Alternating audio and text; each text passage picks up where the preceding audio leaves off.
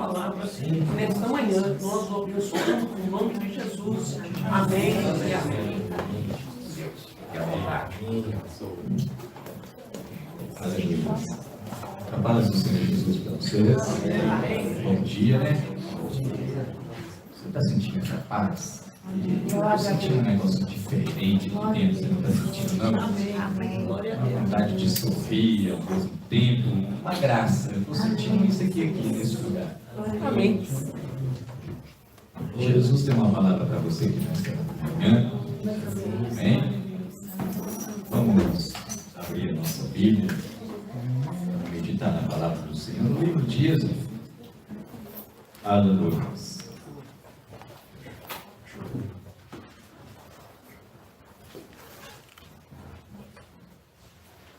Livro de Êxodo, capítulo 12.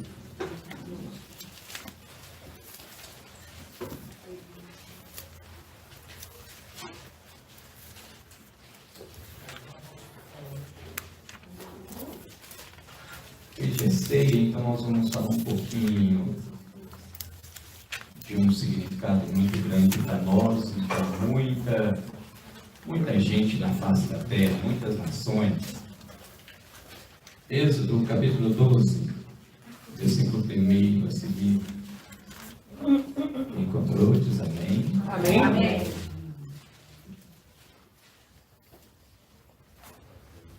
Está escrito assim a palavra do Senhor. E o Senhor falou a Moisés e a Arão na terra do Egito, dizendo: Este mês será para vós o começo dos meses, e será o primeiro mês do ano para vós. Falai a toda a congregação de Israel, dizendo: No 10º dia deste mês, tomará cada homem para si um cordeiro, segundo a casa de seus pais, um cordeiro para cada casa. E se a família for muito pequena para um cordeiro, que ele e seus vizinhos mais próximos o tomem segundo o número de almas. Cada homem conforme o seu comer fará a conta para o cordeiro. Vosso cordeiro será sem defeito, um macho de cada um. Vos os tomareis das ovelhas e das cabras, e guardareis até o 14º do mês, e toda a assembleia da congregação de Israel o matará à tarde, e tomarão do sangue e colocarão nas 2 ombreiras e na verga da porta das casas em que o comerem, e o comerão a carne naquela noite, assada no fogo, e pão asmo, e com ervas amargas o comerão. Só até aí. Amém? Amém. Coloca a mão sobre o seu coração, por favor, e repete comigo essas palavras. Senhor, fala comigo. Fala porque o teu servo ouve. Jesus vai falar com você. Amém. Eu estava ontem meditando sobre essas palavras. Eu já sabia o que iria pregar. Estava estudando algumas coisas e o Espírito Santo estava me incomodando a entender. E está aqui nesta manhã a palavra do Senhor. A palavra não é minha, ela, a partir de agora, não é a pessoa do Fabiano que está pregando, é a pessoa do Espírito Santo. Todas as palavras que sairão da minha mente nesta hora, sobre a minha boca, elas expressarão aquilo que Deus quer falar conosco. Amém. E se Ele falar com você somente uma palavra pequena, ela surgirá efeito. Mesmo que seja uma pequena palavra, mas ela surgirá um efeito muito grande sobre a sua vida. Eu quero falar nesta manhã sobre um povo que ficou em uma terra estranha por 400 anos, 430 anos em uma terra estranha, e que acabou sendo, vez de ser um povo honrado, eles acabaram sendo escravos. No começo foram bem e foram prósperos na época de José, mas o tempo se passou e aquele povo caiu, e eles caem agora para serem escravos dentro do Egito, isso é, dentro da vontade do Egito, porque eles estavam em terra estranha. E o tempo passa, e esse tempo é um tempo muito longo, e disse a Bíblia que Deus já tinha avisado a Abraão antes que isso iria acontecer. E o povo, ele cresce dentro de uma terra que não é sua. Eles começam a crescer, mesmo sendo escravos, eles estavam crescendo. Mas chegou a um ponto que o lugar que eles estavam, para eles como estranhos, eles agora começam a clamar a Deus, pedindo ao Senhor para que o tirasse daquele lugar.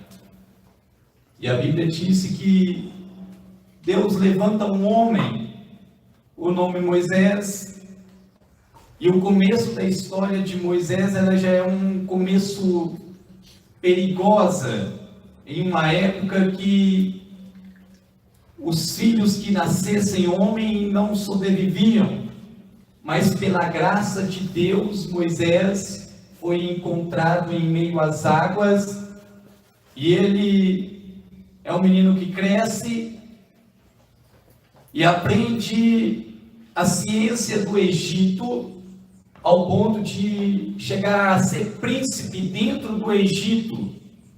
Mas o coração de Moisés nunca foi do Egito. Eu já começo dizendo, pode ter nascido dentro do Egito, mas se Deus tem um propósito dentro do coração, o coração não pertence ao Egito. Amém. Esse era a pessoa de Moisés. E Moisés, a Bíblia disse que ele cresce na ciência, e alguns estudos falam que Moisés chega a ser capitão do exército do Egito em algum tempo. Mas o coração do homem não estava voltado ao Egito, e um certo dia Moisés saiu ao campo para ver como estava o povo, e a Bíblia disse que o povo estava debaixo de aflição, e ele vê a aflição, e ele quer condoer sobre a vida de alguns para poder ajudar com justiça, mas Moisés não era juiz. E ele intervém sobre uma briga, e essa briga acaba se dando em morte, e aquilo, Moisés volta para casa, e no outro dia ele volta ao campo de novo, para saber o que aconteceu. E é engraçado que ele torna de novo e vê outra discussão, e ele quer intervir de novo, mas agora ele é descoberto porque alguém viu o que Moisés fez no dia de ontem. Ele mata um homem egípcio, e ele se vê na obrigação de fugir, porque a partir daquele momento a vida de Moisés está correndo perigo. E isso é porque dentro do coração de Moisés ele tinha um propósito. O propósito era de ajudar. Mas escute, ajudar alguém sem permissão do Senhor vai dar errado. É verdade. Ajudar alguém, mesmo, escute, mesmo que a intenção é boa, escute isso, mesmo que a sua intenção é boa, mas ela não é permitida por Deus, então ela se torna um erro. E uma ação boa sem permissão de Deus é errado. É verdade. Mesmo que você acha que fez o certo. E Moisés fez isso. Quando Moisés vai lá e ele tenta ajudar, alguém acaba acusando ele: tu vai fazer conosco como fez com o egípcio no dia de ontem. Mas Deus entendia o coração de Moisés. Mesmo que Moisés queria ajudar, mesmo que Moisés queria fazer justiça, Deus entendia. Só que ele estava fazendo de uma maneira errada e de uma maneira que não agradava a Deus. E a partir daquele dia, foi o primeiro dia, do dia que ele matou o egípcio, foi o primeiro dia que ele entra na escola de Deus. Segundo a Bíblia, ele passa 40 anos, até os seus 40 anos, ele está dentro do Egito, fazendo todo tipo de ciência de dentro do Egito.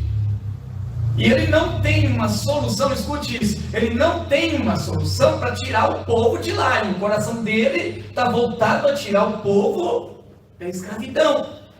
Mas ele não tem uma estratégia, não tem um argumento, ele não tem capacidade de tirar ninguém de lá.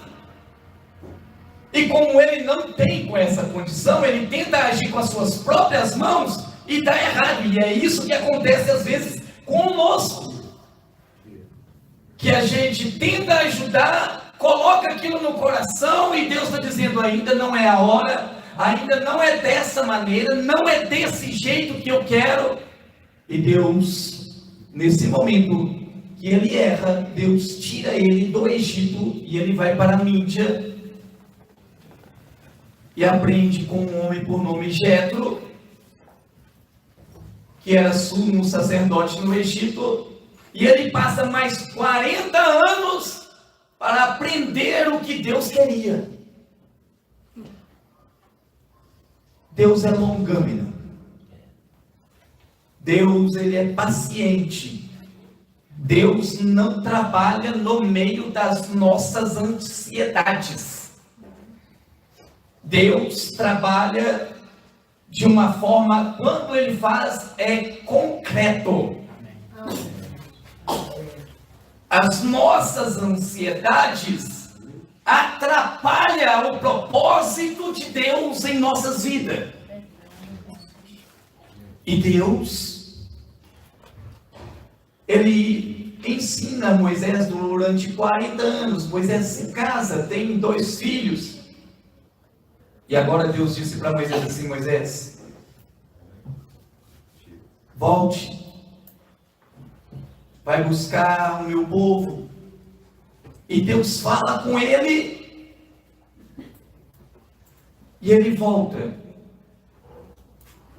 E volta para buscar o povo. Eu vou adiantar só um pouquinho, porque eu tenho algumas coisas para fazer. Ele volta. E quando ele volta, passa-se 10 tipos de praga dentro do Egito. E essas 10 pragas que se passam dentro do Egito eram um propósito de Deus para tirar o povo dali e para dizer àquele povo que o Deus deles não era o Deus verdadeiro. E Deus dá uma instrução a Moisés: Moisés, eu quero que o povo se prepare para sair do Egito, mas eu preciso que antes que eles se movam algumas coisas, para eu poder agir. E eu vou entrar na palavra que eu li agora. A palavra que eu li para você sobre a Páscoa, antes de acontecer a Páscoa, os homens da casa eram obrigados a limpar a casa e tirar todo tipo de fermento que havia dentro das casas. Na verdade, não é essa casa de pedra, era eu esqueci, cabanas, tendas, obrigado, isso. E os homens limpavam aquele lugar antes da Páscoa acontecer, num propósito de tirar o fermento. E fermento simboliza contaminação. Quando a Bíblia diz assim, olha, um pouquinho de fermento leveda toda a massa. E eu quero que você coloque essa ciência na sua cabeça agora. Um pouquinho, é só um pouquinho. Só que eles precisavam de limpar todo o ambiente para poder se santificar para a Páscoa.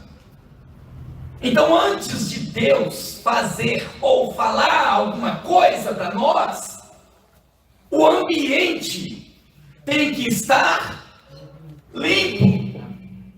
Porque Deus não fala de qualquer maneira e de qualquer jeito com ninguém. Se você observar os homens de Deus com quem Deus se relacionou e falou, a Bíblia diz que quando Deus chama Isaías, Deus disse para Isaías, vou te purificar os lábios.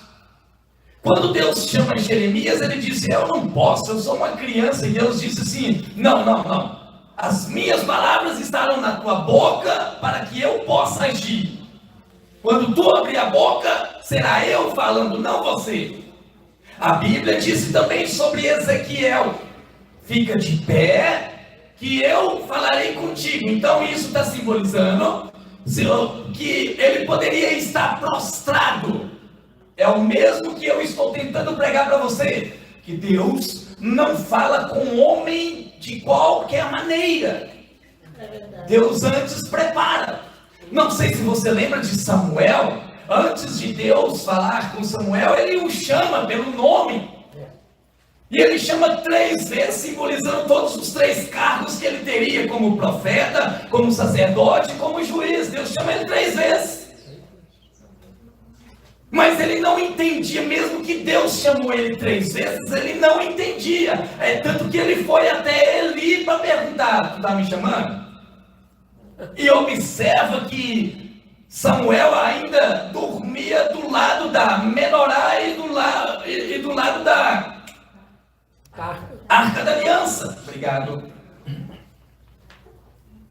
E ele via aquilo ali de dia e de noite. Mas ele não compreendia a voz de Deus. E Deus agora chama o povo de Israel para se purificar.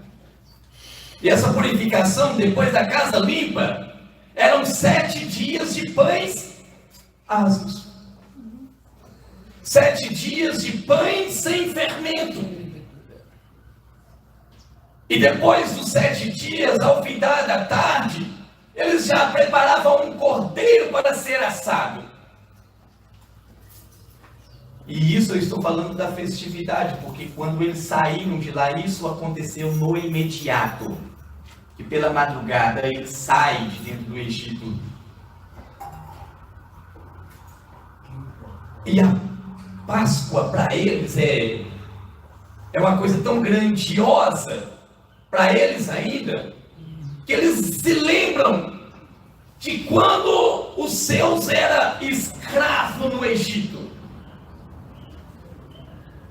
Em tudo isso Deus está dizendo assim, olha, eu cheguei para vocês, trouxe boas novas, eu trouxe a minha pessoa para designar vocês a um outro lugar que mana leite e mel. Eu trouxe a vocês a minha palavra, porque a minha palavra é a que vos santifica. Ela é o pão. Eu sou o pão da vida. E aquele que se alimenta de mim jamais terá fome. Aquele que bebe jamais terá sede. Ele está dizendo, que não há outra rocha, não há outro alimento, não há outra perspectiva de vida que vai fazer as nossas vidas se revolucionar, ou crescer, ou ter salvação, ou ter graça. Um Deus verdadeiro que nos apresenta dizendo assim: eu sou o Deus de ontem, ou de hoje, o de amanhã. Eu sou o Deus que você precisa. Eu sou o que sou, eu sou o Senhor da tua alma, e eu te trouxe para ti salvação. Glória a Deus. E não há outra rocha. Não há outra rocha de salvação. Se nós olharmos para o mundo inteiro, nós vemos todos os tipos de oferecimento, mas ninguém tem salvação. Nenhum trouxe salvação. E o povo parte do Egito.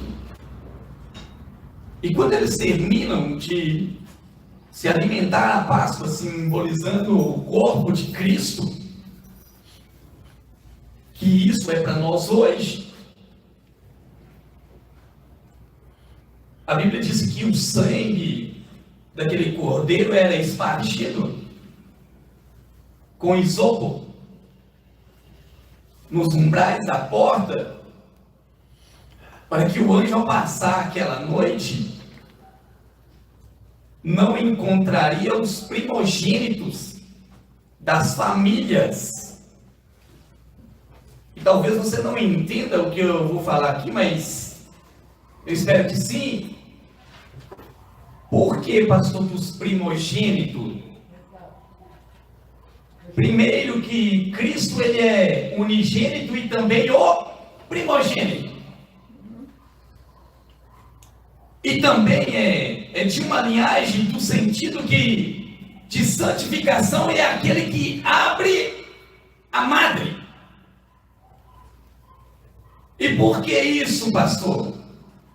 Porque isso gera consequência de linhagem. E por isso Deus os escolheu.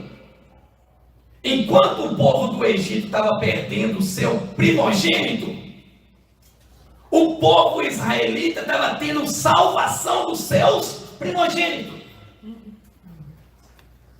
E isso entra dentro da nossa família, dentro do nosso povo, para não estar maldito com o povo do Egito.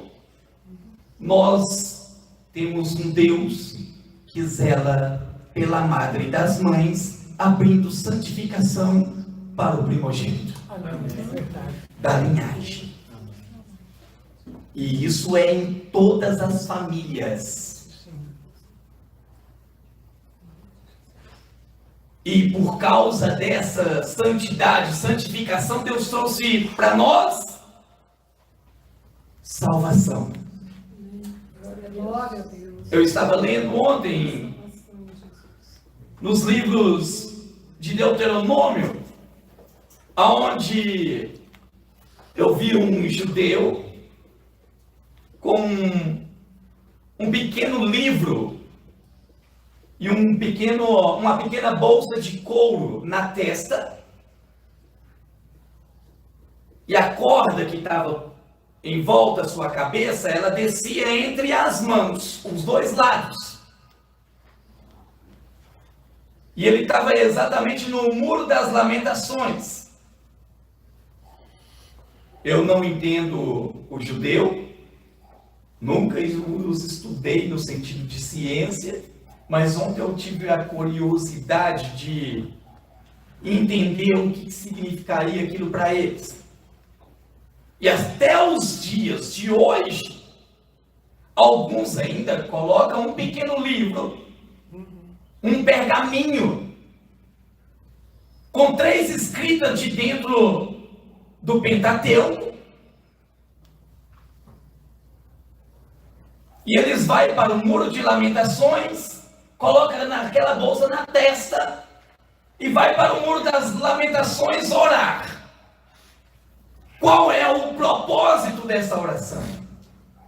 O propósito dessa oração era para dizer para Deus que eles se lembram da lei de Deus, que eles se lembram da onde eles estavam, que eles se lembram da onde eles estão agora, e eles se lembram também que a sua linhagem precisa preservar Deus na vida deles como o único sobre a vida deles. E é isso até os dias de hoje. O que você está querendo dizer, pastor? Eu quero vos dizer sobre Deus, sobre a sua vida. Que Ele é primazia no meio de vós. Uma das passagens que está escrita sobre o pergaminho deles é: amarás o Senhor teu Deus de todo o teu coração, de todas as tuas forças, e não se dobrará a outros deuses, porque Ele estará contigo em todos os lugares que colocarem a planta dos vossos pés. E é isso que nesta manhã nós vamos fazer. É a lembrar de que Deus está conosco, Deus está conosco em todos os tempos, em todas as circunstâncias, mesmo nos momentos que você acha que Ele não está com você, é aí que Ele está.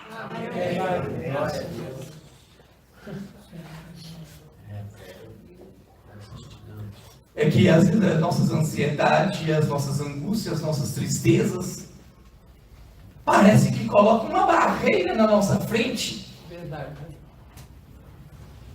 E tem uns que perguntam: onde o Senhor está, Deus? Tem alguns aqui que não sabem aonde que Deus está, mas Deus está te carregando. Tem uns aqui que perguntam: Senhor, por que o Senhor ainda não me falou nada? Eles estão simplesmente dizendo a você assim: olha, se prepara que eu quero falar contigo. Em toda a Bíblia, do começo ao fim, a Bíblia só fala de conquista. Em toda a Bíblia, do começo de Gênesis e Apocalipse, a Bíblia está dizendo para nós irmos à luta e à conquista. A gente precisa de entender isso. A Bíblia fala assim, olha, que Deus nos amou de uma tal maneira que Ele deu o seu único filho, o unigênito, para que todo aquele que nele cresce não perecesse, mas que tenha a vida eterna. E a gente precisa de entender que Deus está conosco, que nós somos mais fortes do que essa estrutura que nós vemos, que às vezes o que nós estamos vendo não é o que nós somos de fato. Nós somos muito melhor do que isso. Ele disse assim, ó, todas as vezes que tu me pedir, eu vou adiante de vós. Eu vou adiante de vocês. Ele está dizendo assim, eu que estou abrindo o caminho, é isso que eu estou pregando. É eu que estou abrindo propósitos, é eu que estou abrindo portas, é eu que estou abrindo estradas para você passar. E a gente precisa de entender isso.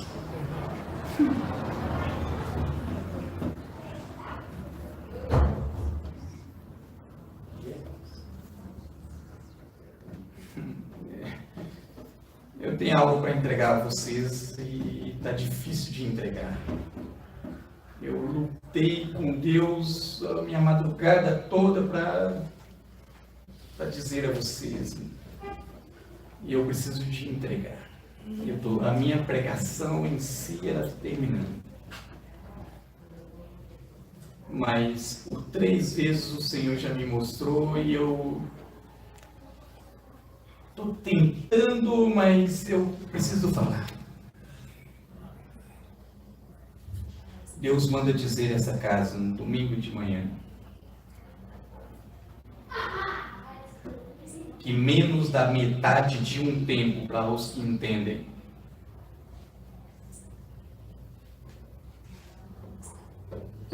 Ele vai tirar uma flor desse jardim.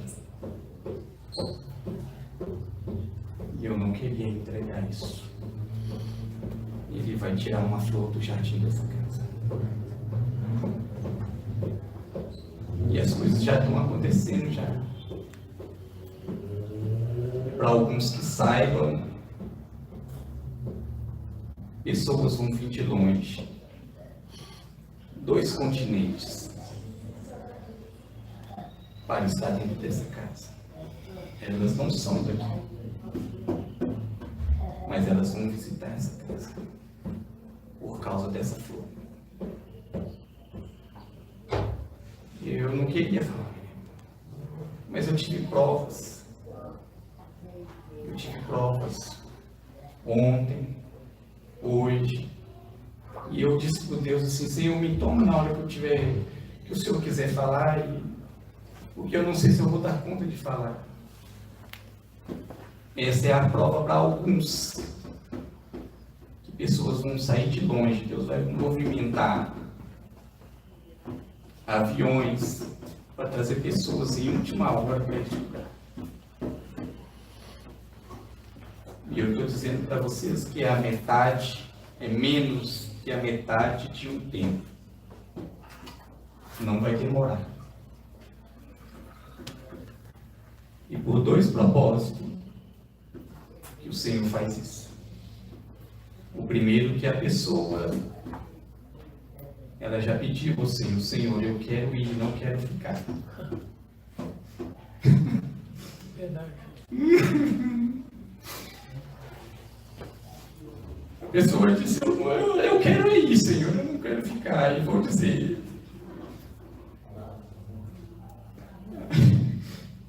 já se alastrou sobre o corpo todo o câncer.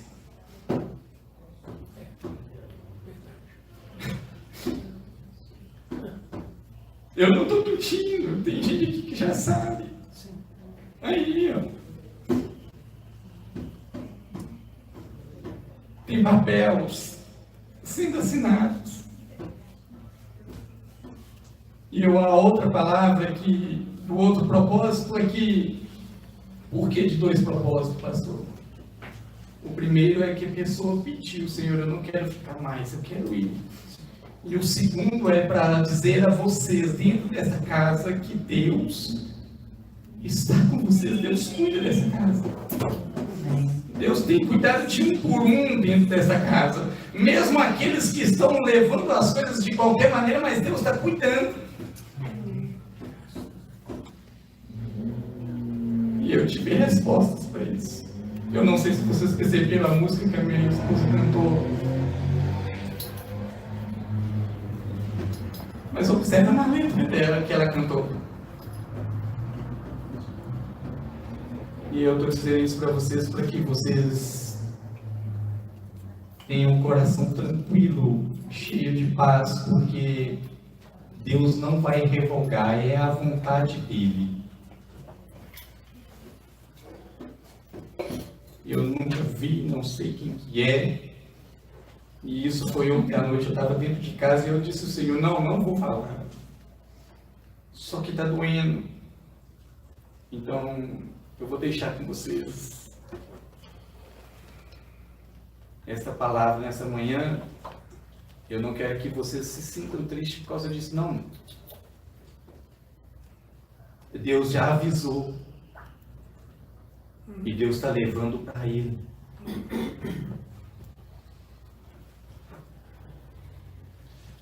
Amém? Amém. Que Deus nos abençoe nessa manhã, em nome de Jesus. Amém. Receba essa palavra. Que Deus dê graça a todos nós. Da honra e glória do nome dele. Amém? Amém. Amém.